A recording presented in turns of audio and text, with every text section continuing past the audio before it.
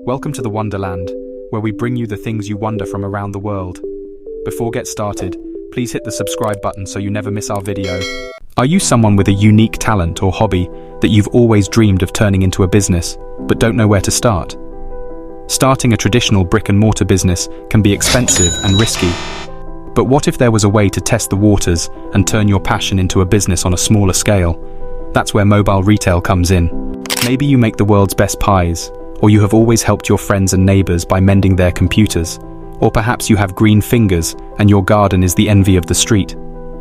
A lot of businesses are started by people who have hobbies or special talents and want to turn these interests into a business. But scaling up from a hobby to a real business, such as a bakery, restaurant or shop, requires business know-how and a substantial investment. Many people do not have enough of either of these, so they never take the first step.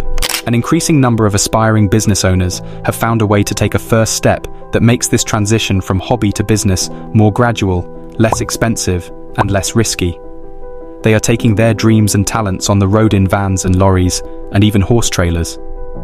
The first entrepreneurs to do this have been in the food business. In recent years, a wave of street food vans has arrived on the scene, serving everything from gourmet cupcakes and burgers to Vietnamese street food. Street food vans have become a way for aspiring chefs to try out recipes and test the water before making a big investment in a traditional brick-and-mortar business. Beginning on a small scale has its advantages, the most important of which is the relatively modest size of startup costs.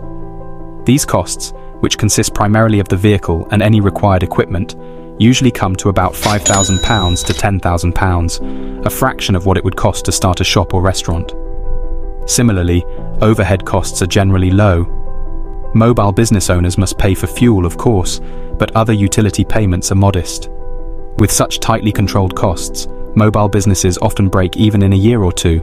In contrast, success comes to brick-and-mortar businesses much more slowly, and they often fail within the first 2 years. In short, mobile businesses are relatively low-risk propositions. The mobile food vendor trend in the US and Europe has spread to other parts of the globe. Today, you can get waffles and pancakes from a lorry in Jeddah, Saudi Arabia, and tacos from an old-school bus in Dubai. The success of these street food vans has inspired other entrepreneurs to consider starting out on wheels. Rich Harper once ran a chain of gyms, but his real interest was boxing. In 2005, he bought an old lorry, equipped it with some gym equipment, and took to the streets, all for a total startup cost of just under £5,000. His business quickly made a profit and is still going strong as he brings the boxing ring to customers all over his state. UK entrepreneurs could take inspiration from the US, where, today, there are vehicles that sell flowers, shoes, clothes, and all kinds of specialty food items. There are also mobile businesses that provide services, such as hairstyling, pet grooming, and repair of high-tech devices. Mobile retail has grown steadily, declaring a 12% increase between 2009 and 2014. Mobile retail is not without problems, however. Weather, the fluctuating price of fuel, and just finding a place to set up are all challenges that mobile entrepreneurs have to deal with. These business owners, however, feel the advantages outweigh the disadvantages. In the US, the mobile food business alone, the largest in the mobile retail sector, generates an average annual revenue of $857 million. Once convinced that their business has achieved sufficient success, some successful mobile entrepreneurs move on to a brick-and-mortar business. Others, like Rich Harper and his boxing gym, are satisfied to stay mobile. In an interesting twist, some brick-and-mortar business owners, observing the success of mobile retailers, have added a mobile component to their business. The vehicle acts as a marketing tool to bring business into the shop. As standalone businesses, or as extensions of shops, mobile retail has huge future potential in these economic times.